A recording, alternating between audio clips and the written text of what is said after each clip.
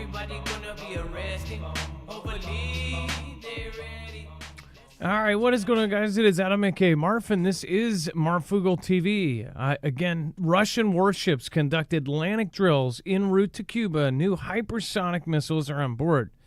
Now, I'm going to go over some of the hypotheticals here in a second, but first of all, if you look at the big picture, and if you're not just looking at one story or the other, mindful of the fact that they are really not pushing this to the top of the news cycle. There's a million other things that people are getting distracted with, especially on social media.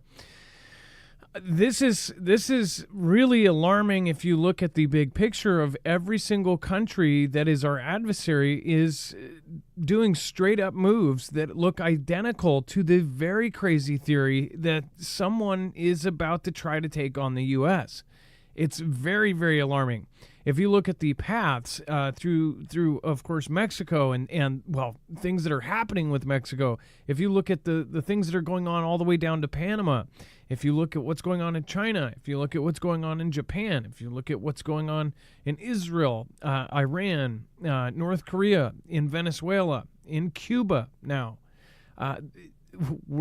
this is World War III. And now, all of a sudden, we're in this Cuba Missile Crisis 2.0. Again, it's not being called that yet, but it will be, I almost assume. Russian warships, again, conducted drills in the Atlantic, the military said on Tuesday, as they were heading to visit Cuba. Now, this armada was way bigger than most people thought. I actually got the impression from one of the articles, it was like 3 ships and a submarine. There are pictures coming out from boats off of the coast, and this is huge armadas. This is a message. And by the way, people hear message and they go, well, they're just coming down to flex their muscles and saber rattle and whatever else.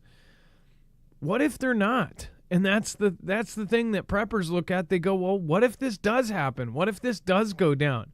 This is a very, very eerie scenario with so many of these down 90 miles, in some cases 70 miles off the coast of Florida.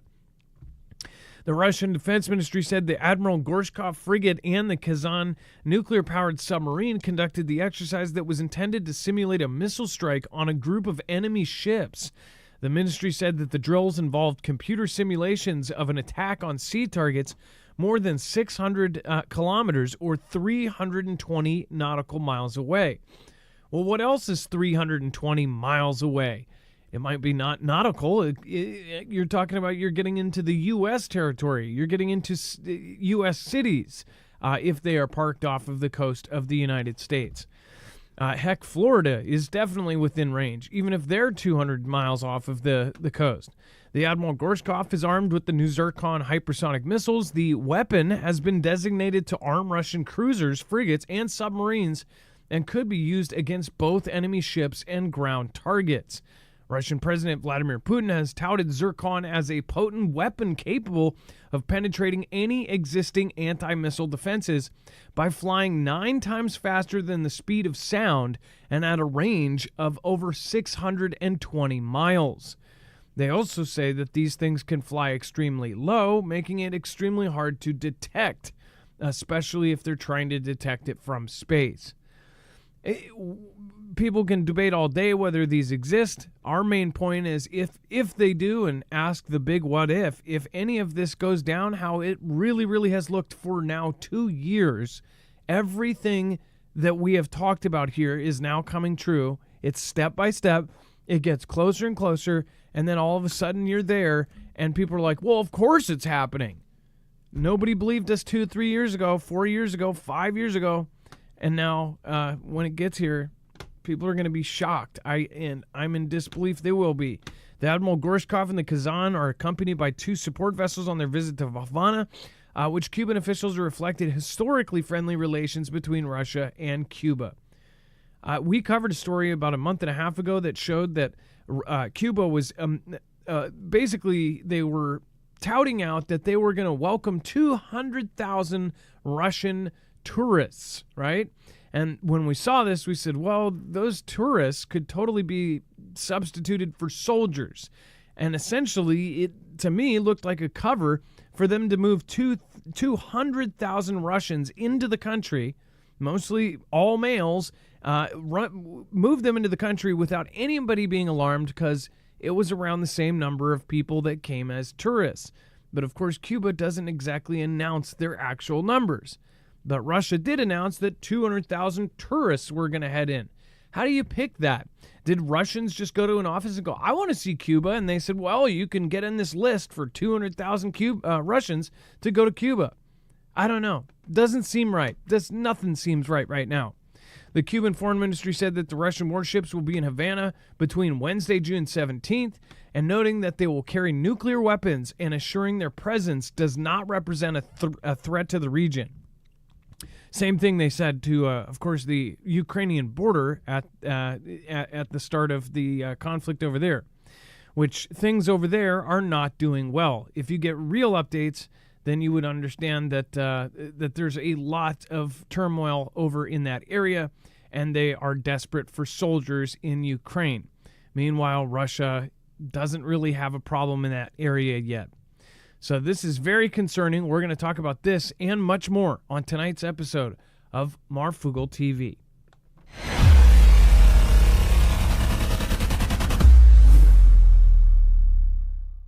Nothing in this show should be considered legal, medical, or financial advice. The views of the callers can differ considerably and do not necessarily reflect my opinion, Dex's opinion, or anyone else who works with the show. You should always do your own research and consult with professionals. The internet is full of fake news, so please take everything with a grain of salt.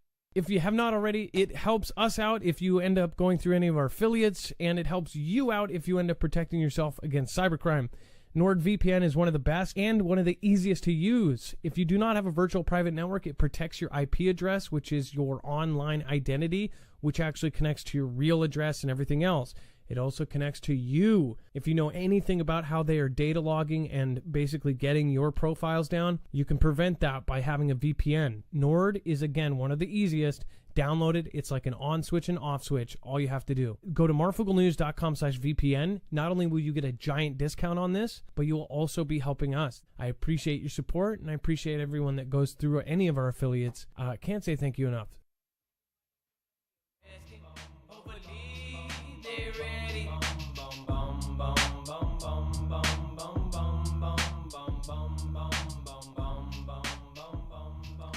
All right, and just to let you guys know, I am not up to par tonight.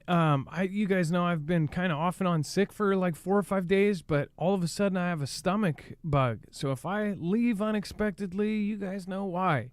I don't know if I've heard a lot of my personal family friends having the same thing. I know that Dex has been sick over in Georgia, but it hit me like a train. I don't know what cramps feel like for a woman, but I feel like I have felt that in the last 48 hours, and especially in the last 24.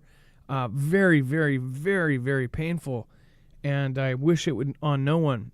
But I have family members that are going through the same thing, and gosh, it's just it sucks. I don't get sick like this ever. I get sick, but I never get a stomach sickness. I don't know if any of you are the same way. Like, I rarely get a puking or anything else kind of sickness. So thank you guys for your patience. Probably no outro as well. I'm just not up to par. But again, there's a lot of serious stories coming out right now. And more, I think that things are going to come clear without trying to, I'm not trying to say, I told you so. I hate that's how it comes across sometimes. But we have talked about this. Our community has talked about this. Look at the world right now. It does seem so absolutely crazy that all of these things are happening when this is what was talked about years ago. And I mean specifically in China, in Iran, in North Korea, in Russia, with Ukraine. All of these things were talked about, and there were rumors that there was a bigger plan at play. And now we're seeing it. We're seeing all of our adversaries work close together. They're trying to take on the currency. They're trying to take on the country. Now I'm seeing articles, which we talked about forever. I've talked about this forever. Articles saying we are no longer safe because of our oceans. The oceans on either side of us. That no longer makes us safe. This is what's coming out of the big ones. But before we go any further, let's bring in my co-host / internet brother, Dex James. What is going on, and how are you guys doing? Well, hello, Adam, and hello, Fugle fam. I'm doing just fine.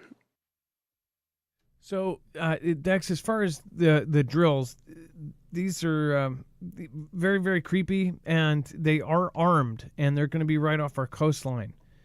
There's surprisingly not that much coverage as far as how important this is.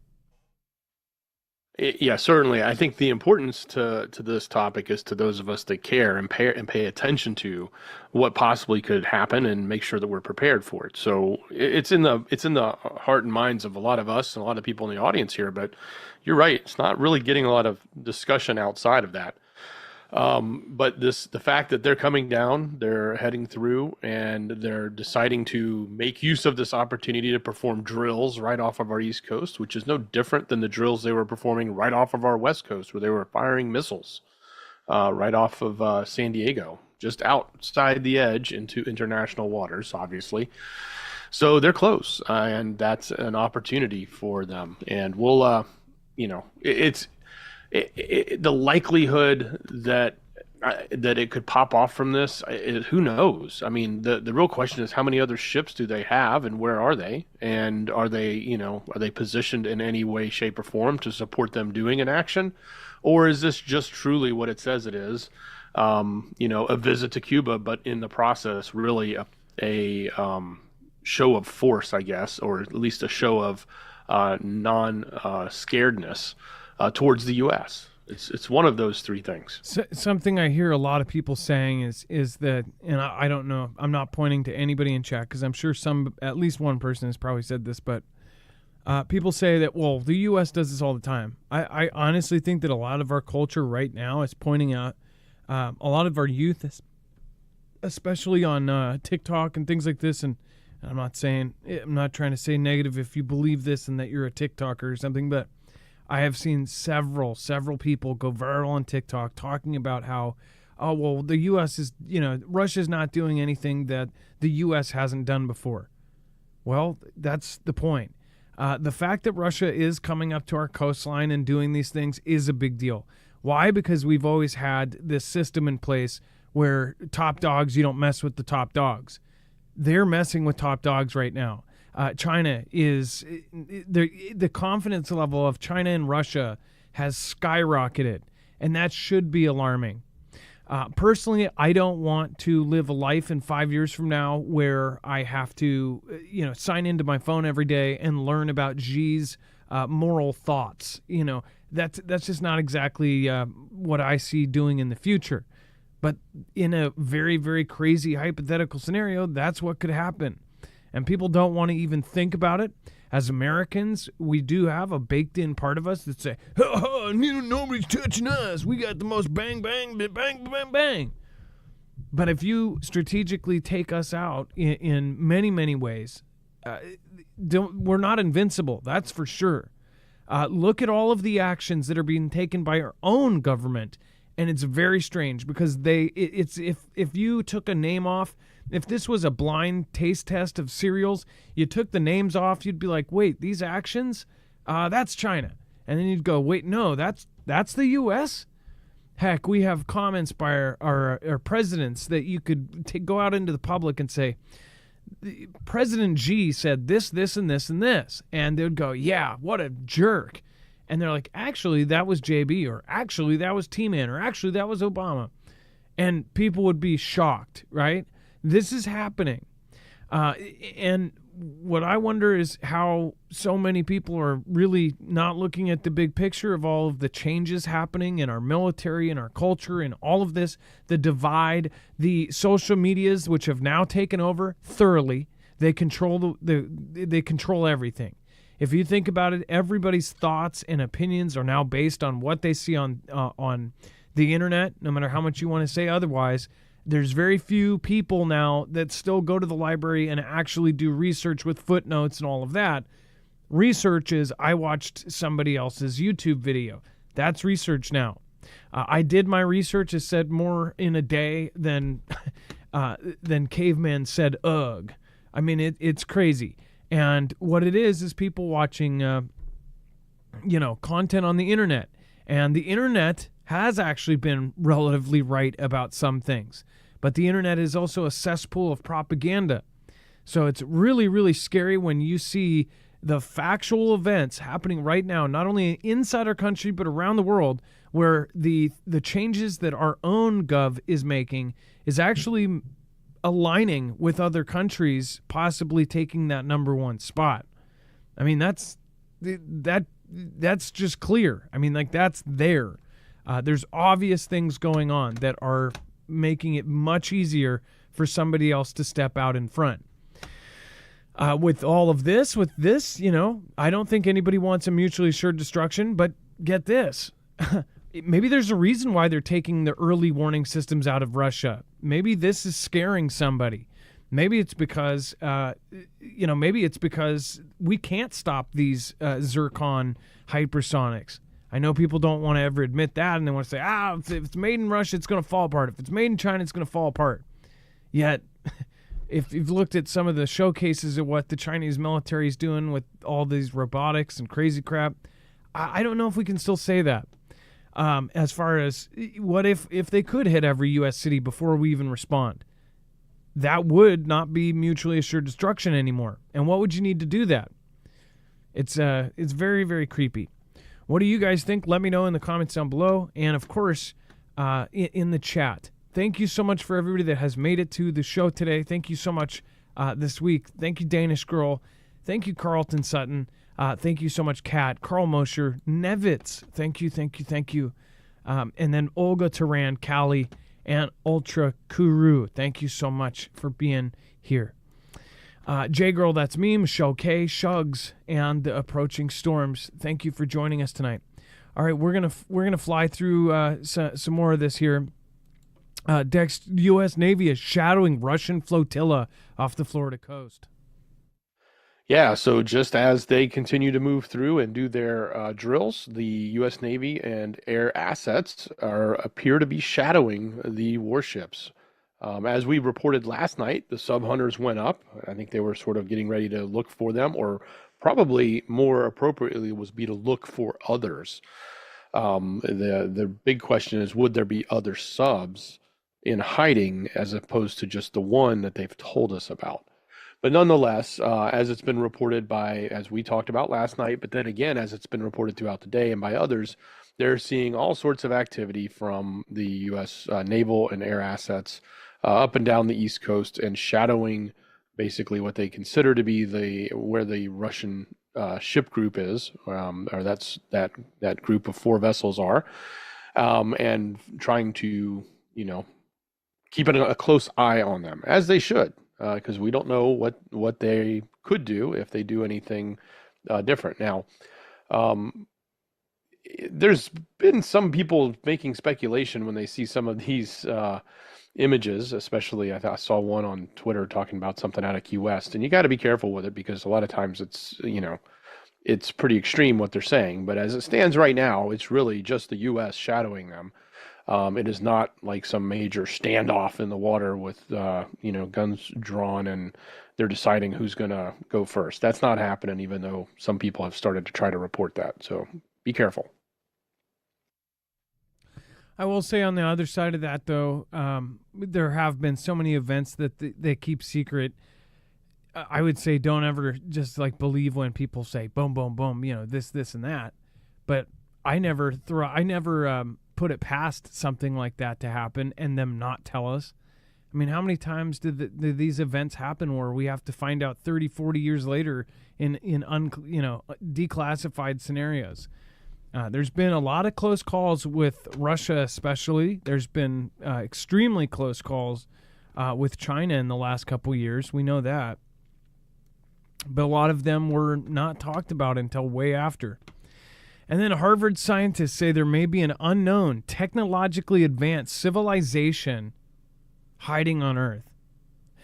Do you see what I mean? It's almost like we're living... I mean, when people say that we're in a simulation or something, I bet they have plenty of ammo right now. They're talking about things that have been rumors on the internet for 15, 20 years, longer. I mean, since the inception, since before the internet, since people learned how to print books, hieroglyphs practically. But Harvard scientists, and again, you probably guess which ones, say that there may be an unknown, technologically advanced, civilized being staying right here on Earth.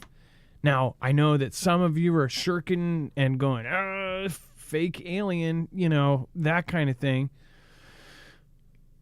But it's so crazy that we have, that our world is so different in the last 10 years. It's like 10 years ago, no Harvard professor would say that, there's aliens out there, or that, an asteroid is possibly an alien mothership, or for them to say, oh yeah, we have advanced aliens hiding amongst us. But how unbelievable is that really? I mean, shoot, what's crazy is a lot of people have got a lot of traction around the Vegas aliens, the 8-foot Vegas aliens, that actually got traction about 6 months later, because experts looked at that and they said that they actually did see something there, and they believe that it had cloaking technology. Like, as the cop with its, dash cam, or whatever you call it, the body cams, they said that they could see something move behind the fence slats. Which, by the way, until I saw it gain traction again, everybody that had that clip, I was looking in the wrong place of that picture, like the entire time. When they circled it on some History Channel thing, I'm like, oh my gosh, that's where people were looking? I had no idea. I was like saying, there's nothing there. But when you see it, there's like a shadow of some 8-foot thing there. Could that be a possibility? Would it be a fallen angel? Are angels coming to check out the place before the big man comes? What are your thoughts on this? Why is this being said right now, right? In a new paper that's bound to raise eyebrows in the scientific community, a team of researchers from Harvard and Montana Technology University speculates sightings of unidentified anomalous phenomena, bureaucracy speak for UFOs, basically, quote, may reflect activities of intelligent beings concealed in stealth here on Earth, and or its environments, i.e., or example, the moon, and even walking amongst us. Says, yes, that's a direct quote from the paper. Needless to say, the researchers admit this idea of hidden cryptoterrestrials is a highly exotic hypothesis and likely to be regarded skeptically by most scientists. One thing I will point out is we have found so many strange animals that have done so much crazy, insane stuff. Like, we have found animals that could basically perish for years on end, dry up, and then come back to life like 10 years later, 100 years later, 1,000 years later. We have seen fish that do things that no one on Earth thought it was even possible as far as physics goes. And it's like we keep going, oh, whoa. And then once we've seen it, then we go, oh, it's possible. So basically, until we see something, we can't believe it, right? You can't prove angel. You can't prove God. But again, that's the whole point. There's a lot of things you can't prove. There's a lot of things that none of us can ever prove. I'm surprised we haven't seen a movement on the internet saying air is fake. Air is not real, right? I mean, because you can't see it, right? We'll see. I don't know. Dex, what do you think about aliens living amongst us? Yeah, I mean, it's a theory that we've often talked about, and all sorts of people have had different speculations about them, especially living amongst us. It's it's been in numerous movies, whatnot. But the interesting thing is, it's coming out of Harvard, of all places. I mean, we've seen some other interesting alien stuff come out of Harvard, like Avi Loeb, who I think was talking. He may be part of this. I'm not sure, but I know he certainly talked specifically about the interstellar object that came in, saying it was from outside of our galaxy or wherever, and was trying to determine if there was alien technology on it. So lots of, I guess to some extent it gives it some credence when you add the word Harvard to it, as much as the article author likes to say skepticism. Again, it's nothing in it is absolute proof. It's just a hypothesis, but certainly sounds interesting. Yeah, and you want to hear the crazy kicker, the biggest kicker. This isn't some guy that's banned from Australia and banned from half the internet. This is Harvard researchers saying the researchers didn't stop there, even suggesting that these cryptoterrestrials may take on different non-human, primate, or even other reptile forms.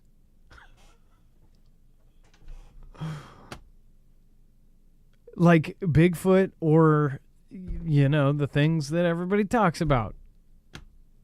Are they trolling us with this? I don't know. It's just like... So I know there's tons of people that everybody debates on this, and some people believe in the reptile form of this. I've never been convinced of that one, right? I believe in a lot of crazy stuff. I've never believed in that. But who am I to say that it's not? Who am I to say anything to anybody else about something if I can't prove it's not? If I can't prove it's not real without a shadow of a doubt, then, unless somebody will say, oh, well, you can't prove it's real. Well, if you can't prove it's not real, then you can't say anything either. There's a lot of arguments like that going on right now. I'm like, well, have you been far enough away to see this? Then I'm not going to argue it is or it isn't, because I can't prove it wrong. I can't prove it right. But I can keep an open mind. If everybody had just a permanently open mind, but didn't make their decisions based on something that they've, if people set their mind on something, make up their mind on something they couldn't prove, that's where you start making kind of crazy decisions. But if you make up your open mind based on potentials or, possibilities, and you do it carefully, that could be the right way to do it. Almost everything we talked about 5-6 years ago is now true. And that's crazy because 5-6 years ago, we were considered, totally out there loopy. Now, look at what is happening. You've got Harvard basically talking about Bigfoot and lizard people. Just saying. What if they did prove it somehow, or something crawled out of a volcano? That's the thing. How many of you have jogged and hopped in a pit of lava? I haven't. You'd say, well, nothing can survive in lava. Wait, they've found things that can survive in hot lava. They've found some things that can survive down at the bottom of the ocean so deep that any one of us would pop like a balloon. But that's the thing. We just keep finding out more. In our own ignorance, we say, oh, that's not possible. But basically everything wasn't possible until we found out it was possible. But what do you guys think? I do believe in a lot of weirder things. So again, I'm more of the open-minded, okay, well, keep proving it to me. And then if I do start to believe it, I don't absolutely unless I can absolutely prove it. What do you guys think? Let me know in the comments down below. Is there something you believe in that your friends and family think you're nuts for? Let me know in the chat below. Let's see here. Thank you. Stillins, I appreciate that. And Robert, thank you for subscribing. Kenny Cams, thank you. Tamara Buckaloo, Dr. Spoosherman, thank you so much. And Ryan H., thank you for subscribing. I appreciate appreciate that you're here. Thank you so much just a few minutes ago. And Sarah, thank you for subscribing. I appreciate that. All right. And before we move on, make sure to go check out EMP Shield. This is our actual recommendation for protecting yourself, not only against an EMP strike from an adversary, but a Carrington level event from the sun. Now, there's a lot of debates on all sorts of different things out there. There's very few on whether a Carrington level event will happen. That's the cool thing about this is it covers a possibility and a probability. Two different events. One of them is going to happen. It's a matter of when, not if. And then one that is an if and hopefully not a when. And again, it protects you against both. It's the same company that's been outfitted by agencies like DHS, DOD, and the DEMSO team helping protect the Texas grid. This device is super easy to put in. You don't have to be a mechanic. 10 minutes to put it in your car. 3 wires. You have to wire 2 to your battery and 1 to your chassis and bolt it into the side of your engine compartment, and you're good. So it's very, very easy. You don't have to be a scientist to do it. The home version, I don't think it's any more complicated. It's just that you have to be more careful and you have to know your state laws because you might have to get an electrician to do it. But if you are in a state that you can put it in yourself, there's plenty of instructions out there to do so. Marfooglenews.com/EMP, and make sure to use the code MARF. Essentially, it will ground the signal in less than 500 trillionths of a second before it can fry your device. That way, after multiple EMP strikes or a Carrington-level event or waves of it, you'll still have all of your appliances, your cars, your motors, your generators working for you to keep going. Having power when there is none is incredible. Having transportation when there are none, that is incredibly powerful. So again, this is what this does. It's something you won't need until you absolutely need it, and it will be a lifesaver if either of these happens. So go over to marfooglenews.com/EMP and make sure to use the code MARF to get a giant $50 off discount per device and to help your favorite channel at the same time. More so, though, if you want to help us, please share us out. Share us with a friend and family member and subscribe. There's a lot of you, 30% of you, that are not subscribed right now. If you can, hit the button. That helps us. The higher that number gets, the easier it gets us to get guests on the show. So I appreciate that as well. All right, and then Dex, let's talk about South Korea and the troops firing warning shots after North Korean soldiers briefly crossed land border. Sorry. Yeah. So in the continuation of this saga between poop balloons and blaring bullhorns to, pamphlets and leaflets going over chastising each other's leadership or whatnot, they have now escalated to warning shots. So apparently what had happened was South Korean soldiers fired these after North Korean troops briefly violated the tense border earlier this week. The military said on Tuesday, as the rivals were embroiled in their continued campaigns of like the balloons and propaganda broadcasts. So they have actually had these in the past. It's been a while since we've talked about any of the confrontations at the DMZ, but it has happened. It doesn't usually just one thing turns into an all-out conflict. They've had little skirmishes like this in the past, but this was amid obviously the tensions that are going on right now, which are much different than they've been in the past. So that's a different lens to sort of look at this through. But what had happened was the North Korean soldiers who were engaged in some sort of work on the northern side of the border crossed over the demarcation line, and then the South didn't like that, so they issued some warning bang-bangs in the air to get them to get out. Apparently they were carrying pickaxes and things like that, so it looked like they were probably doing some work, and they may have been lost, as some are suggesting. Obviously, if they went there, it didn't look like it was necessarily a defiant action of armed military men crossing a border to do harm, but still, it did raise it to the level of them performing or taking some sort of kinetic style action in the form of warnings. And what were these North Koreans trying to do? As far as, what are the possibilities of what ended up actually happening, right? Were they going to go over and try to set something down that goes boom? They keep talking about a surprise attack from North Korea. And by they, the U.S. and South Korea have both done drills, specifically outside of their annual cut off the head of a snake drills. They actually did a drill. In their hypothetical scenario, they looked at North Korea doing an event exactly like what Hamas did on the 7th, right?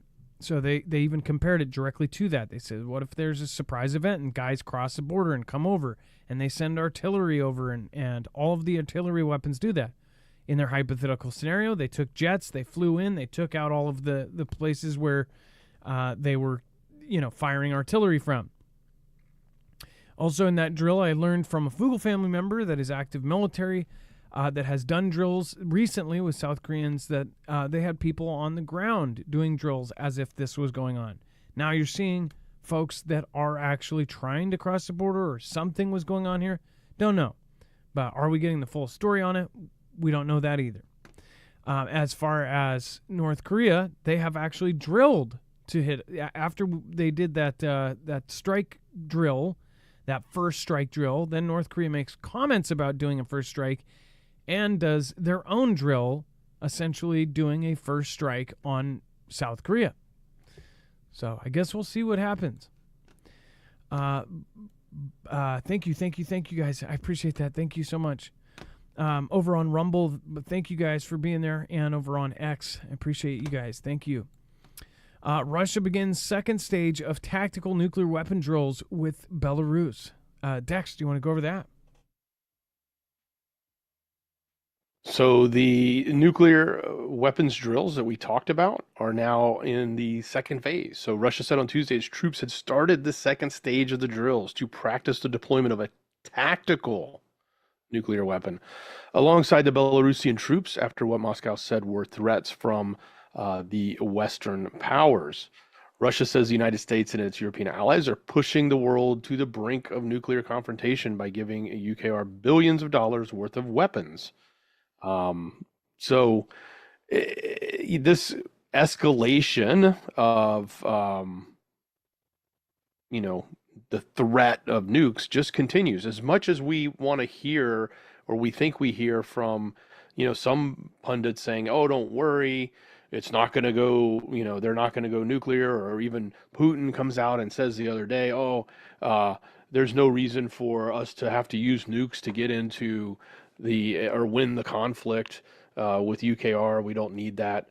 But then here we have, again, on the border of Poland, or right there with Belarus, them performing these tactical drills. So they're doing it to put it in our face. They're doing it to show strength and to show that they're willing to. And then we continue to have this notion that on the other side, on NATO's side, they're saying, hey, we need to be prepared. We think they're going to do this. We think there's going to be some sort of use of nuclear weapons, probably not all out, but at least at the tactical level. So it's all sort of right here laying on a platter in front of us. And if it, it may not happen, that's fine. But if it does, we shouldn't be shocked, because they've certainly given us fair warning on both sides. And if you think any of this is orchestrated, then this is just setting the stage to make sure everybody's well aware it's coming. And really think about the strikes that everybody's been talking about recently. We have been helping Ukraine strike early warning systems. So I'm sure the world, maybe if there was, think a hypothetical where the world is told that Russia nukes somebody first, or something happens, or that they tried to nuke and it blew up in their face and it happened on their own land or something. Could that be, could the U.S. do a first strike? Could they, is that why you've got Russia on our coastline? Because they have some sort of inkling of what's about to go down. Why are they doing this kind of posturing, right? Everybody thinks that they're just saber rattling and that we'll never actually cross a red line because they've set a million red lines. Well, I think I would too. It would be like getting in a fist fight with I'm 6'1", but say a 7-foot dude that's 400 pounds that is an MMA fighter you just saw last week crush, whoever the biggest MMA fighter.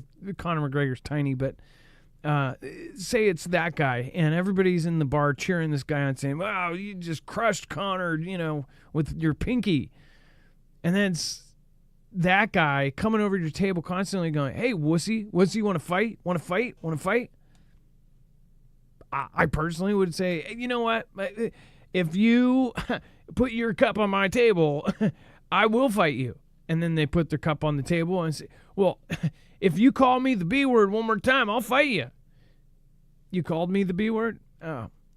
If you put your foot past this line, the guy does it because he's 8 feet tall and has stealth capabilities, by the way, and hides behind fences. And then, of course, then you say, well, if you throw the first punch, I'm down. Throws the first punch. Well, maybe I'm just going to be the bigger man and walk away here.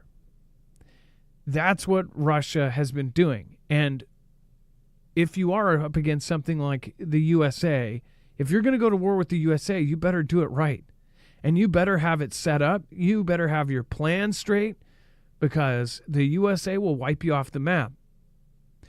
But if the USA gets torn down from the inside out, our infrastructure, our culture, our unity, our pride, everything, if it's destroyed, taking something out of the books of Mongolian Genghis Khan, send in scouts, sow confusion and divide, find out everything you absolutely can about their defenses, about their offenses, then try to weaken and whittle those down, try to reduce those, try to put people in the right place, have people already in place, and then set up so say if that same place that you're about to take over, you're using their currency and their money, well, you might want to set up something as a backup and have your own backup currency and your own stuff. And hey, you get a lot of soy from this place, or you get a lot of this, well, maybe set up some farmland somewhere else and make sure that you've got all of your imports and exports good before you do all that. Sounds familiar, because that's all that has been going on. I mean, that's a tip of the iceberg of all the things, of the setup and the framework to literally cut the USA out of the world, system here. And yeah, if some of you go, well, yeah, it seems like they're doing it on purpose. Maybe they are, but they is not all of us in the U.S. I'm sure most of you aren't a part of it. I'm sure it's probably not everybody in the gov, right? But people in the right places, if they get the people in the right places, which, heck, if you've got trillions of dollars to work with, then yeah, I bet anybody has a price tag, right? They can get people wherever. They could get them at the top of the office, but how much money would that take? Well, it would probably take a lot of money. It would take a lot of scandal. It would take an event that you would have to buy every media company. You would have to buy everything, right? Oh, wait. Kind of sounds like what's been going on, but again, what do I know? Something was said the other day. Some guy says, the difference between now and 10 years ago or 15 years ago, it's like the government used to, if politicians had scandal, they used to hide it. Now, there's scandal right out in the open, and they just don't care. It's like they just do it right in your face, and they're like, yeah, well, what are you going to do about it? What are they doing about it? It's insanity. It's getting really, really scary, and this is why preppers prep. And then the Polish government approves buffer zone on the border with Belarus. This is also part of the big setup that's happening right now. Interesting photo to pick. Get it? Poland has decided to set up a buffer zone in the border area with Belarus at a meeting at Białystok in the east of the country on Monday. Prime Minister Donald Tusk's cabinet instructed the Ministry of the Interior to begin the process of constructing the buffer zone. The aim is to make the illegal smuggling of migrants across the Polish-Belarusian frontier more difficult and to improve the working conditions of the border guards, the army, and, of course, the police. The restricted area will be mostly 200 meters wide, but in a few places it will be much wider, up to 2 kilometers. European Union and NATO member Poland has a border with Belarus that is about 400 kilometers long. Dex, now I'm wondering, are they also talking about that plan that they put out about the fences, the trenches, the palisades, the dragon's teeth, all of that? Do you think that that's going to be a part of this system? That's not all. I think that's already there. We've already seen them deploy that. This is more, I think, telling their guards to stand back 200 meters and in some places up to 2 kilometers and have a sort of empty zone. And I don't know how this will affect anybody that lives in that area. If there's people that have farmland or something that may be in that, if it'll be they'll be allowed to traverse it. But what happened was one of the border guards was taken out with a knife type of an attack from someone in Belarus. So through the fence, literally, or through the line, literally, caused him injury, and then he later succumbed to those injuries. So this is in response to that, but it's, that's an action from the other side on them. Well, it seems a lot like what happened with North Korea and South Korea. The reason why they have that DMZ, it's like there were so many interactions after the Korean War happened that they expanded all of that. And over the years, in areas where they had a lot of problems, they actually made it wider and bigger. Which you saw that gap earlier in that story we just covered.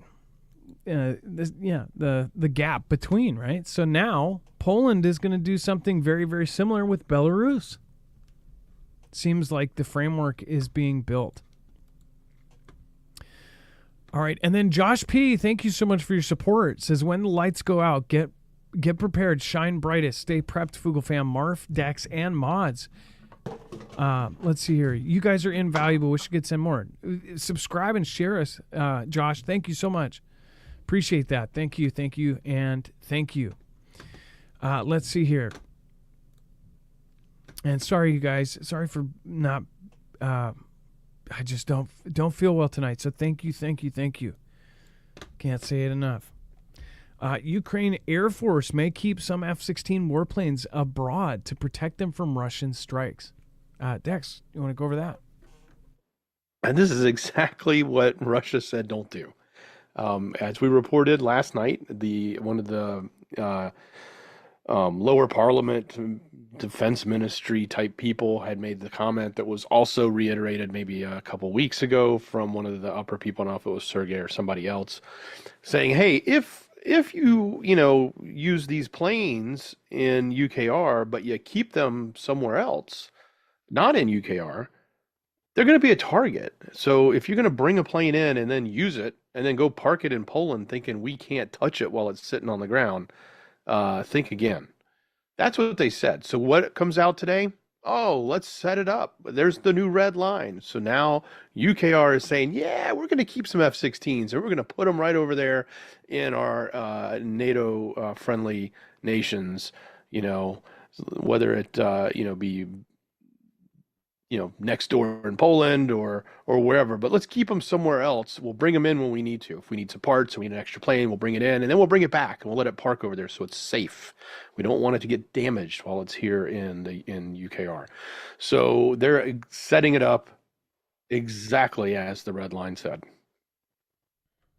By the way, I think this is interesting. If a plane ever goes down and they don't eject, they make it very clear. You open up that flap, push the button, and release the pilot. I bet if you're a pilot that's down in enemy territory, I wonder if they open it up and cover that or something. Oh, I guess they couldn't because nobody pressed the rescue button.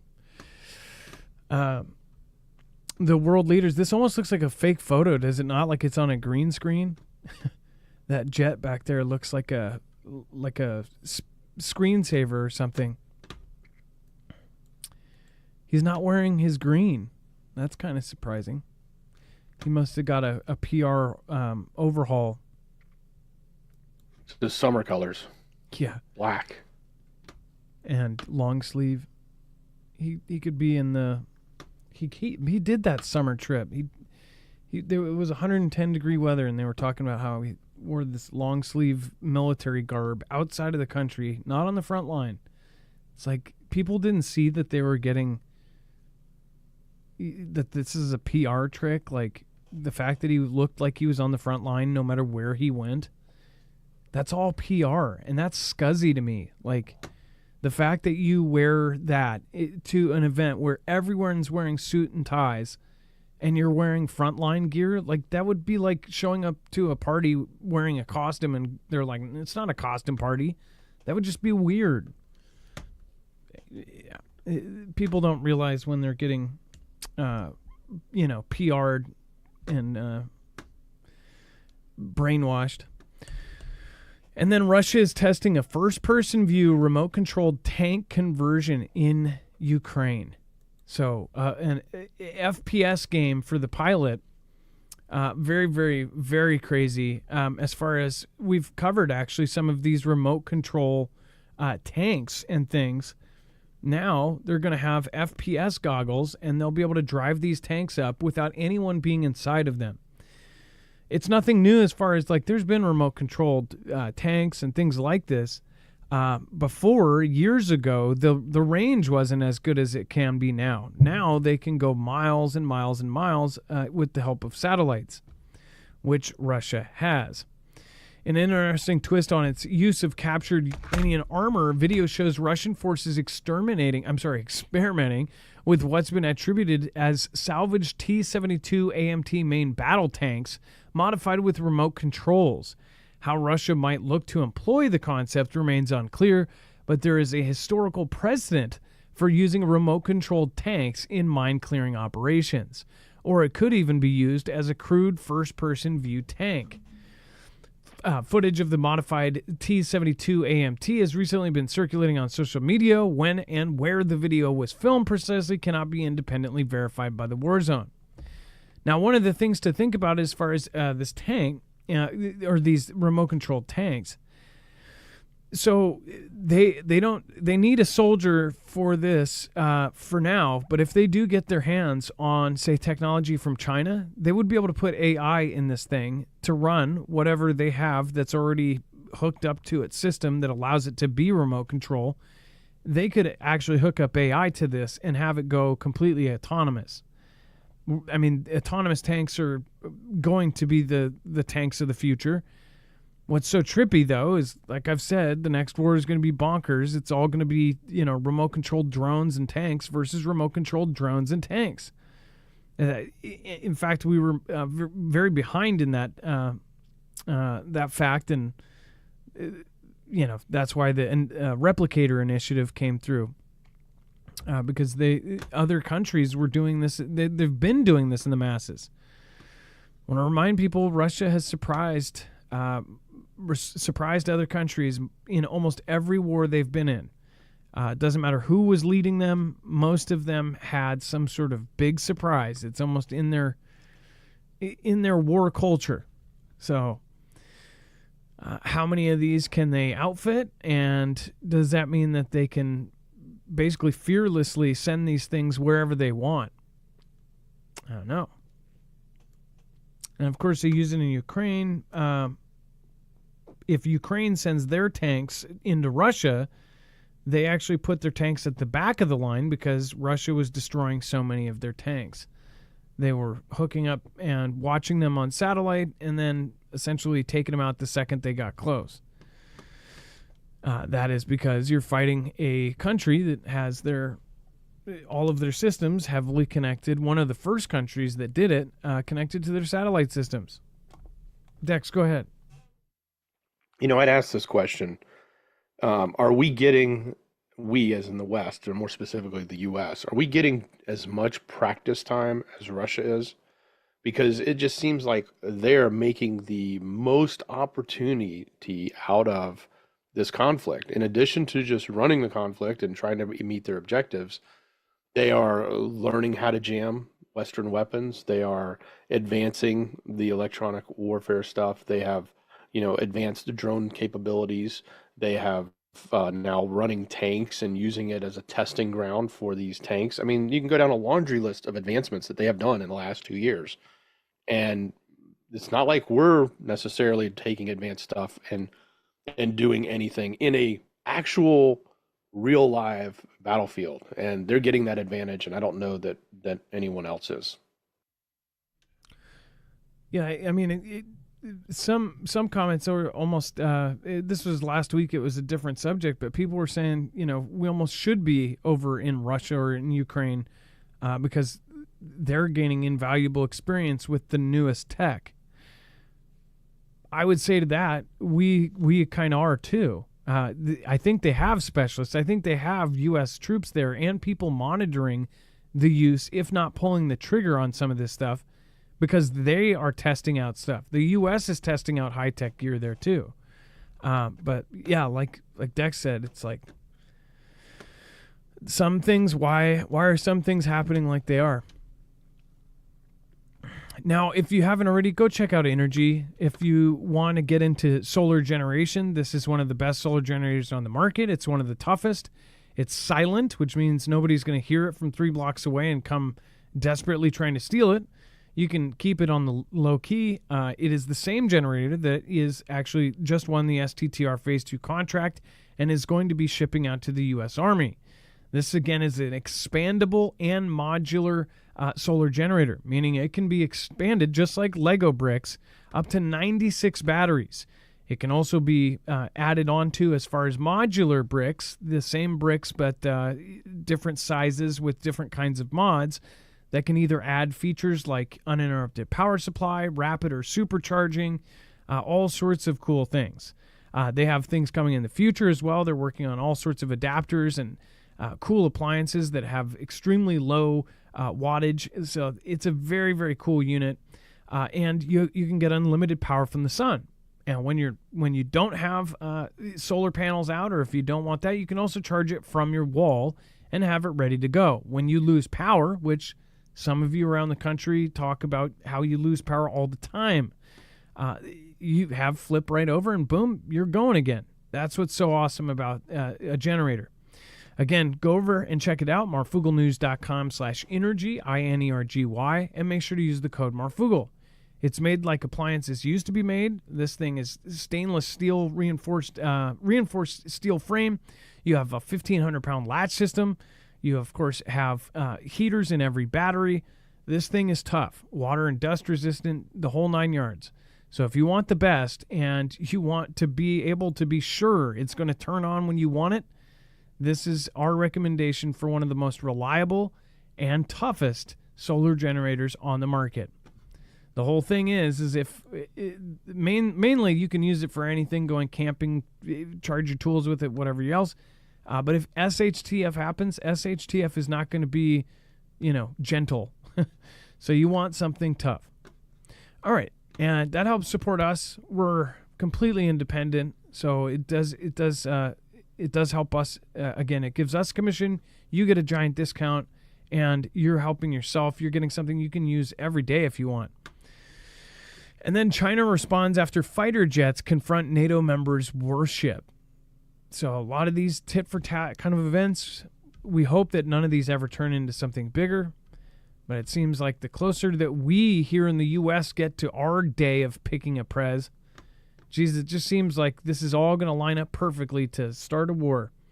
China has warned the Netherlands to restrain its military after the NATO member complained that Chinese fighter jets had harassed one of its warships in international waters. The incident, of course, which we talked about, occurred Friday while the Dutch frigate HNLMS Tromp was patrolling in the East China Sea in the support of the United Nations Security Council sanctions against North Korea. The Dutch Defense Ministry said in a press statement, it said that 2 Chinese fighter jets had reportedly flown circles around the Tromp with a pair of Chinese warplanes and a helicopter also intercepting the frigate's NH-90 helicopter in a manner that, quote, created a potentially unsafe situation. Now, they could practically be shooting, weapons over their bow, and the military will say it created a potentially unsafe situation. I've seen that statement in pretty much any and every one of these. The encounter echoed the incident last month in which PLA fighter jet reportedly fired flares across the flight path of an Australian helicopter that was also enforcing UN sanctions. So, with this, and this is actually a really important part, let me not skip this. In its annual China military power report last year, the U.S. Department of Defense said it had tallied over 280 Chinese coercive and risky air intercepts of U.S. and U.S. allied aircraft since 2021. 280 risky air intercepts since 2021. I almost feel like, and we've covered a lot of those, Dex, it almost feels like a lot of those have not been covered. 280 is a lot. I mean, that's a lot. That would be, yeah, it certainly is. Sounds like a lot to me. That would be one every 3 days, and I don't think we've covered that many. We've covered a lot. I would say 20 or 30, but not 280. So maybe we don't know how bad it truly is. But if we believe what they say, which who knows, that's concerning. And then IDF prepares to defend against swarms of Hezbollah drones, barrages of hundreds of missiles. Dex, exactly what was kind of predicted here. Yeah, exactly. We have continued to say pay attention to what's going to happen here as the conflict in the Middle East continues to grow. You're going to see it expand from the north. We know we just recently reported that the Benjamin Netanyahu said he was going to take it to the north if he has to, and they were planning and preparing for it. So the amount of drones and missiles that have come over continues to rise, and I think that this is basically the next phase that we're going to see. They're expecting quote unquote swarms coming in from Lebanon. So that's what they're saying they're preparing for. They're preparing for the swarms, and that's going to be next. So we know there's a lot of money being funneled in. We know there's a lot of equipment being funneled in. We've watched it. You can clearly see it in Yemen, where they are flaunting the new tech when they get it, whether it be long range or super fast, or even hypersonic, as they claim, which all of a sudden looks identical to the hypersonic that was paraded out by Iran. So it sort of adds credence to the fact that everyone says Iran is funding them and funding these folks too on the north, the Hez up in Lebanon. So if the funding is there, the money is there, the equipment is there, they're going to get a bunch of these drones, and they're expecting to be swarmed soon, and that's going to be the next phase. So they're telling us it's coming. And that would be a Israel-Lebanon war. And that is exactly the first day, what all of us said. Everybody was, I mean, it's simple to see where it goes next. And then Hamas, it accepts UN ceasefire resolution, but Blinken an obstacle to negotiations. Dex, if you have to excuse me for a second here. It's not even an acceptance. I don't get this. So they're like, yeah, we'll accept it, but everything that guy does is not right. So how can we possibly accept it? Because it's not going to work, because Blinken always does everything Israel tells him to do. So it's funny. They want to be able to put a headline out that says they're accepting it, but on the flip side is they're really not. So this whole negotiation that's gone back and forth, or at least this decree that was put together with the UN Security Council to create a ceasefire resolution that could be adopted by all, and was actually voted by everyone at the UN, with the exception of Russia, as we reported yesterday, could have potentially brought an end to what was going on in the Strip, but it doesn't look like that's going to happen. Neither side seems to be coming to it. And since this is speaking specifically of the side there that's in the Strip, they are saying, yeah, we're willing to negotiate some more. But even though they're saying they would accept this, but they can't accept it because of the disdain they have right now for how Anthony Blinken operates. So, and they're willing to negotiate more. So that means they're not really accepting it, even though they're trying to say they are. I'm surprised they haven't called him a used car salesman yet. But it goes back to the other negotiations we've seen, like with Russia and Ukraine. They say, well, we would totally do this, but there's stuff in here that we would never agree to, or there's this obstacle or that obstacle. They did at least 2 times where that happened. One side or the other says, well, we could never sign that. With that, it's like you can get the coverage and nothing changes at the same time. And mysterious sonic booms. Now, if you've heard this, or if you, again, any kind of thing like this, anytime we talk about these stories, we reach out to the Foogle fam. We have, of course, marfooglenews.com/playmyvideo.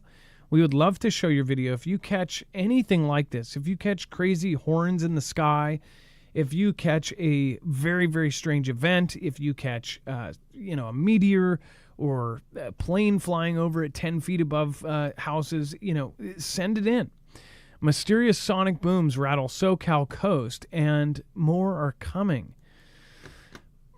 One of the quotes, "My dog freaks out," right? California especially has had some weird things. We've seen video camera footage of some people called it Superman. It looked like a missile. It had a tail and everything, and it was super low. It was flying straight up like something out of a Superman movie. The house jolts and rumbles, and then there's an unmistakable boom that Michaela Shocks has been hearing more and more frequently from her Camarillo home. And yes, her real name is Michaela Shocks. That's not her OF account. One time I thought a car hit my house, the mother of four said. It's felt by everyone. We hear the boom. My dog freaks out. It took a few such incidents of a bit of internet sleuthing before Shocks found the source. And it was shocking. Sonic booms from rockets launching from Vandenberg Space Force Base. Space Force officials previously claimed such incidents were rare and that sonic booms from rocket launches and landings had little effect on the coast. But the U.S. Air Force now admits that thousands of residents from Lompoc to Camarillo have known for months sonic booms from Vandenberg Space Base regularly rattle a large swath of Southern California, startling residents and wildlife across more than 100 miles of coastline. The reach of the sonic booms across 3 Southern California counties was revealed in a new report from the Air Force to California Coastal Commission. So at least they're taking, they're admitting it. They're saying, yeah, this is us. Wouldn't that suck if you like bought a house in a quiet neighborhood or something and probably paid an arm and a leg to live in some quiet super neighborhood, and then now kicking up a notch in the next 5 years, there's going to be rockets almost every day. Recent changes in flight trajectories have made sonic booms audible to individuals living in southern Santa Barbara, Ventura, and northern LA, counties along the coast. So if you have videos of this and it's really, really bad, because some of the people that had commented on Twitter or X said that it's really bad. There's no exaggeration. It shakes their house. Things fall off shelves. Animals go nuts. The entire neighborhood experiences that on a regular basis now. Some also argued, is it really Vandenberg or is it something else they're trying to hide? I'm leaning more towards it's all of these rocket launches. But my questions are, every launch facility is just going nuts. If you've seen the time lapses of just what Elon has been launching, it's insane. But then you add in all of the other launches, it's like there's stuff getting launched almost every day and multiple in some days. So what do you guys think it is? Let me know in the comments down below.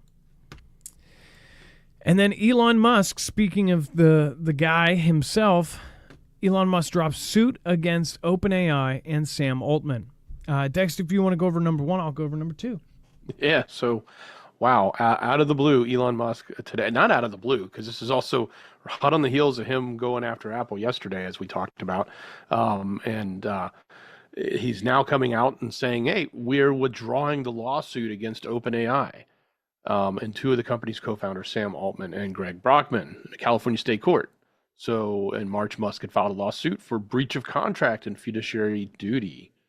A hearing was scheduled for Wednesday in San Francisco, in which the judge was going to consider whether the case should be dismissed as requested by the defendants, including Altman and Brockman. So they were going to hear a case today on whether it was going to be dismissed, but he just went in and withdrew it. So interesting. Some say his case wasn't very strong. Others, are speculating why would he, pull out of this.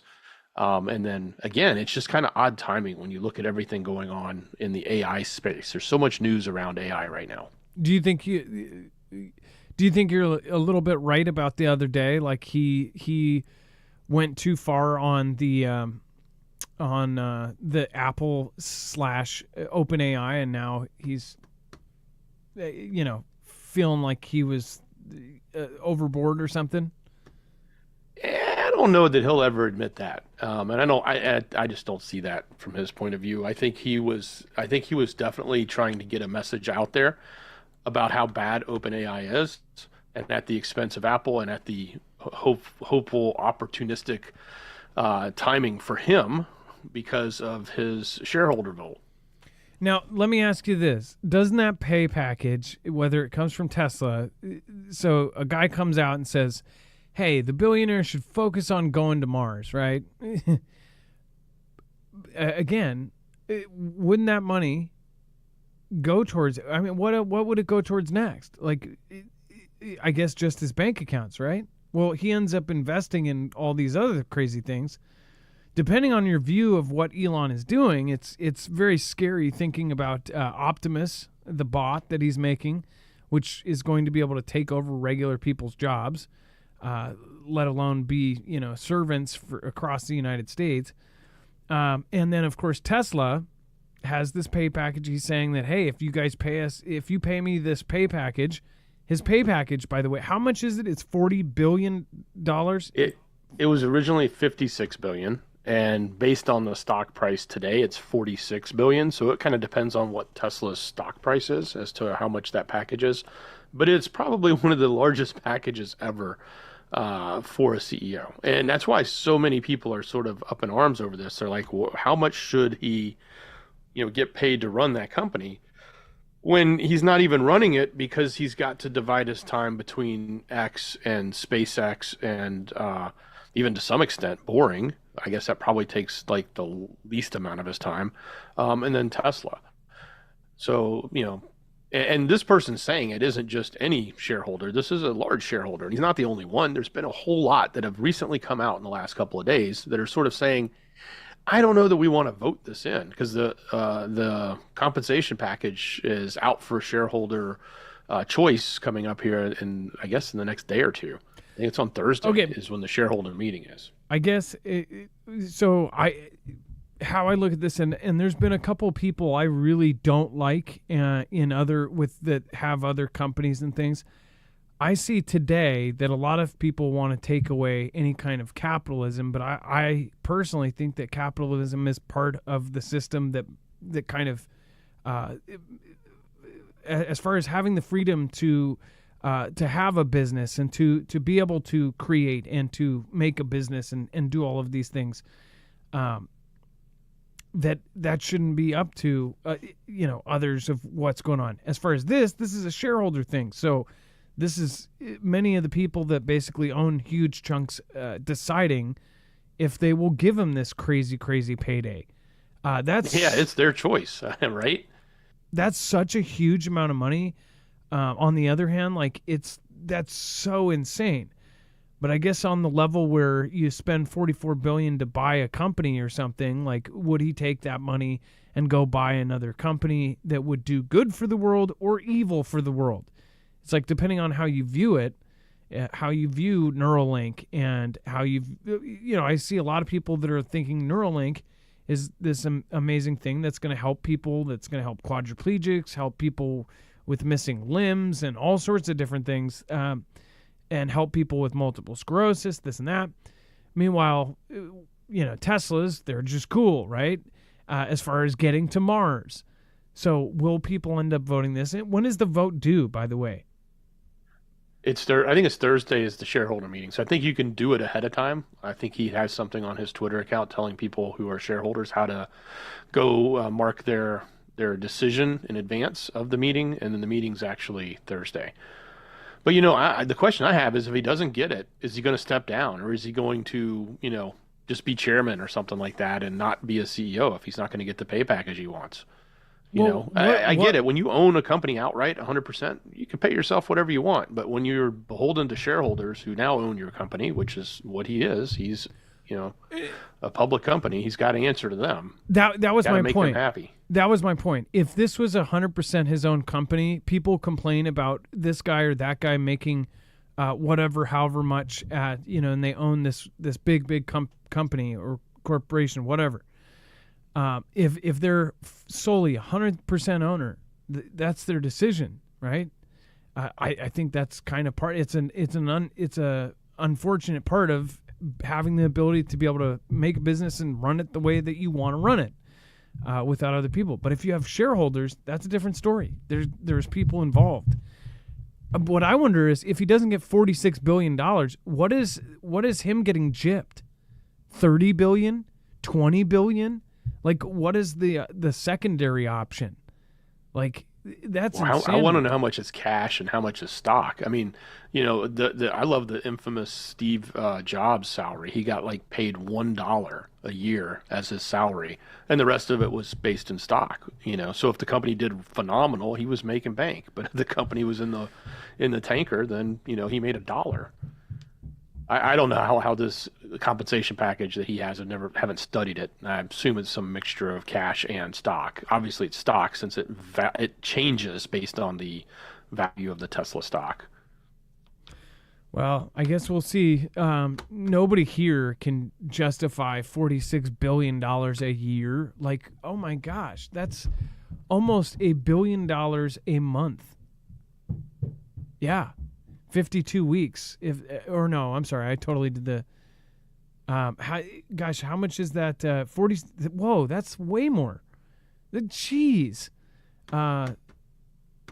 There's 12 months. So 46 divided by 12, that's $3 or $4 billion a freaking a month. Gosh, could you imagine? Just $1 billion. That's 1,000 million. $1 billion.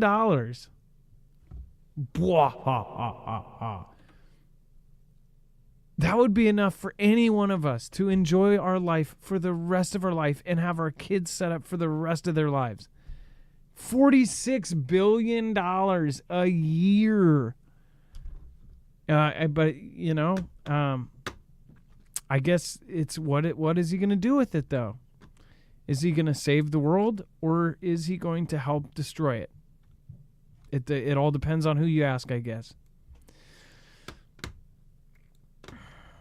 And that investor, that investor said, Ailman is his name.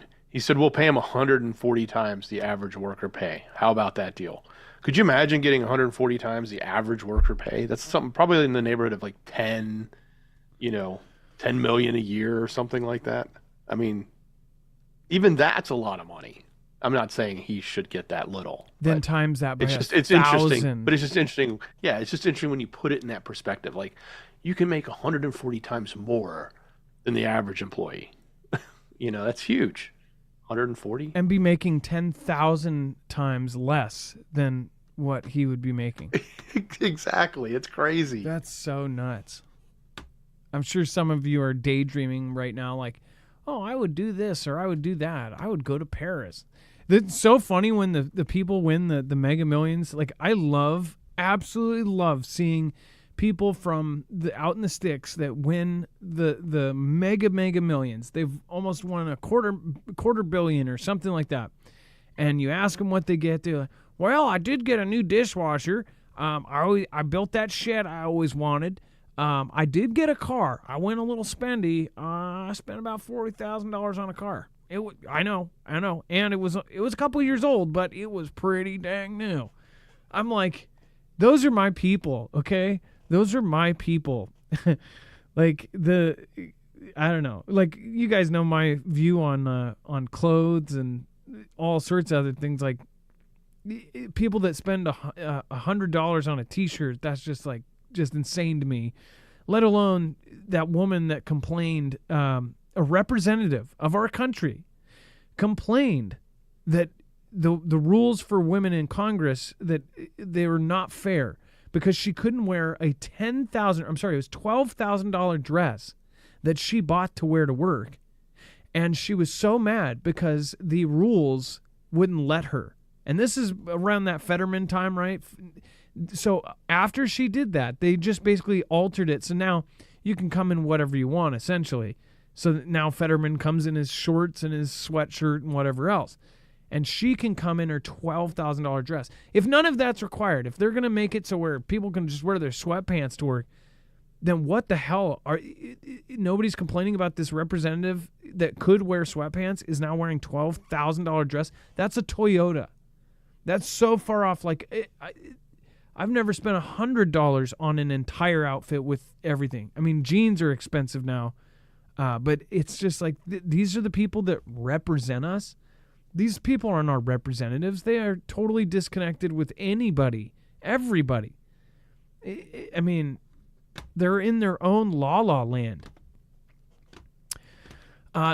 Thanks again, Josh P. I appreciate your support there. Thank you, Danish Girl Carlton Sutton. Thank you, Carol. Thank you, Robert A. Siesta Adventures. Thank you so much for your support this month. Sweating Ministries, I hope you're doing well. Gillian Mason and Meat Puppet 007, and of course, Lord McCormick. Thank you guys. I see a lot of great people in the chat. If you guys want to do a quick roll call, again, it's a little bit late, but I'd love to hear where you're from. And again, you can immediately meet other Fugle family members. You already have something in common if you're from the same area. Just a general state, province, whatever.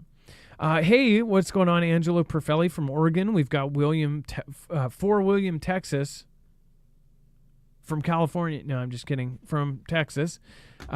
Sean C. from Costco Wardrobe. That's funny. I'm more of like a Fred Meyer or Walmart, or I've never gone to Gap, but I heard Gap is super cheap. I just never went to Gap. Orlando, Florida. What's going on? Central Ohio. You want to see something funny? I literally bought this from Fred Meyer. They left the stupid ink thing on. You see that? I don't know how to get the damn thing off. I didn't take it. And then it's been so long, I don't want to go back because I can't find the receipt. But do you see that? I literally, I'm like, I don't like shopping at all. Like, this was on sale, and the lady gave me like, oh, and I had my little ones with me, and this, she was probably from Kyrgyzstan, I think it was Kyrgyzstan, but she was like, you have kids. Oh, I give you employee discount. She like gave me all this stuff. So I also didn't want to go in right away. And I'm like, gosh, she like really hooked me up. Like, I don't want them to be like, why did she give you all these discounts? And she purely did it because she was like, oh, because I think my first card was like one of the cards I used was the wrong one, and it ended up not having something on it or something. She ends up like hooking me up with like 20% off, which was there was like a shoe thing, and then she hooked me up with the employee discount. So I was like, I don't want to get her in trouble. And then I waited too long, and now I don't have the freaking receipt, and now I'm stuck with like a ink pot on my jacket. And somebody said freeze it, but I'm like, whatever. No, you need a magnet. There's YouTube videos. I'll show you that one. You can with the magnet or the right strike on a rock, you'll pop that thing off. YouTube video on how to do it. Okay, I'll try it. I didn't want to ruin it. So, anyways, that's me. I mean, that's literally that's how it is. My kids get good clothes. I don't though. And then my shoes, anybody that's met me in person, including some of my like the Facebook mods and like the other people that have met me in person, they're like, oh, you really do wear shoes for like 3 years. But yeah, let's see here. We've got Idaho, we've got Montana in the house. Thank you guys so much. I appreciate it. And let's see here. We've got New York, Rhode Island. Nice to see some roadies in here. Let's see here. And Alicia DMD, Chance Paladin, Ominous Hour, Digital Revolution, Blur, New Balance. No, I wear like whatever the store has. Whatever's. I usually wear like the Vans or the not Vans, but Converse type shoes or fake Nikes, the Fikes. Michelle Grace, What Is Happening? Rob Mills, Derek Law, Carrie, that's me, Dan Skylark, Lisa Davis, and Bobby Sue. Thank you guys. Louis Tramposh, I used to love British Knights and almost got beat up in them. I was in Tacoma, Washington, and if you know why I almost got beat up in British Knights in Tacoma, Washington, then you're a real OG. But British Knights were the coolest shoes in the world, at least when I was like 12 or 13. They were super, super sick. I think that's how I would have said it. All right. And make sure to go check out marfugglenews.com/prep. Again, you can get some of the most affordable freeze-dried food. I do recommend it. It will get you through a pinch, and it could get you through a long pinch at that. you can get a 3-month supply, and there's always a huge discount on all of the different packages from a 3-day kit all the way up to a 3-month kit. But it is going to last up to 25 years. That's a huge thing. If you can imagine where food prices have gone in the last 5 years, including freeze-dried food, has tripled, some say close to quadrupled in the last 4 years. A lot of that happened during CV. But if imagine in 10 years from now where prices on freeze-dried food will be, or regular food for that matter, and you'll still have 15 years left on the shelf. So, again, you won't have to buy tomorrow's food prices. You buy today's. It's better to get them yesterday than tomorrow. MarfoogleNews.com/prep, and highly recommend it. Obviously, a lot of folks say that you should have 6 months for every person to prepare for a real disaster. If our grid goes down, that's what DHS actually recommended every American have, which is crazy. That's a lot of food. That's very expensive, but you can start slow. You can start small. And with freeze-dried food, even if you can only buy a little bit at a time, you can stock it, and maybe it'll take you 3 years to get to where you need to be. You'll still have 22 years left on it, so even if the older ones that you first bought, they're still going to have 20-plus years on them. All right. And then U.S. Army officer confirms Russian A-50 radar jet was shot down with Patriot missile. And they say 2, right? I do believe it was 2. So this is super, super concerning. The fact that they're going for early radar systems in general. And it seems like this is the target. They are going after multiple early warning systems. Dex, how would people not kind of make a connection there and go, wait, this is kind of scary? It's another one of those red lines. You know, they've talked about, like, don't do this, don't do that, don't take out any of our early warning systems, etc. But they've also said don't do it with Western weapons. Well, the announcement today was that it was done with a Patriot missile. So that's the new news. And that's going to be like, oh, okay, this very expensive, very important, very mission critical, and very limited numbered of planes that they have was taken down by the West, so to speak. And what is that going to do when you layer that in with the Western weapon striking into Russia last week, with the Western weapon off of a jet striking into Russia this week. Oh, by the way, the Western weapon took out this very expensive plane. Now, the other locations where the early warning systems allegedly were hit by drones, so we can probably assume that's going to be UKR's equipment. But this whole, big push that Russia's had about making sure that the Western stuff was not used on their territory, not used on their equipment, not used on their early warning systems, etc. Those lines seem to be getting crossed, and if they're not being crossed now, they're being announced now that they have been crossed, just to make sure it's really clear, to put it out there and say, see, we crossed your line, now strike us. I think that's what they want. I mean, these are really expensive planes. You've seen these from the side. They're wild looking. They have the huge dome. What is that thing anyway? That is the radar, correct? It's a radar. Yeah, that thing is just I think every country has something similar to this. I've seen one, I think, in person, and it looks wild. It was really, really far away, but it was massive. I don't know if ours are bigger than theirs, like how big this thing is, but that dome piece on the top it's like a disc, and it is giant. I think that what it was is I saw the shadow on the ground first and saw something like that, and then said, whoa. You don't see them often. I don't know if in other states. I've only seen one, I think, once in Washington. That's it. I've also seen quite a few of the big cargo planes flying super low over SeaTac. Those things are crazy. But even that wasn't as surprising as seeing one of these. Those getting knocked out, those are fighting words. BNB, thank you so much. Thanks for the super chat. I appreciate that. Thank you for supporting Independent. I appreciate that, BNB. And over on DLive, thank you guys. Thank you, Pocoloco, Nick Wicked Sticks. Thank you for gifting out a badge to J Girl. That's me. Sorry, that was not That was a slip there. Let's see here. Chance Paladin, Michelle K, Kimbria, Michelle Stevens, thank you so much for subscribing. Daryl, thank you for subscribing or resubscribing, it looks like.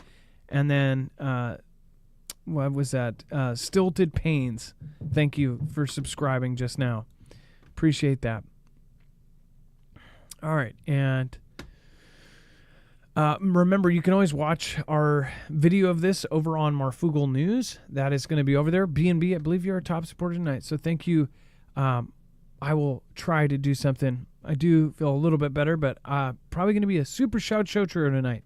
Thank you, B&B. I appreciate that. Thank you, Josh P. I appreciate you. J Girl, that's me. Thank you, everybody that made it to tonight's show. I'm sorry if I was a little low energy tonight. I made it through. So thank you, guys. Love you. Thank you, Dex. Appreciate you. Much love. Great job, brother. Hope you're feeling better. And remember, if you want to go watch that other video over on Marfoogle News, make sure to just click right there. Have a good night. Be safe. Be prepared. And Marf out.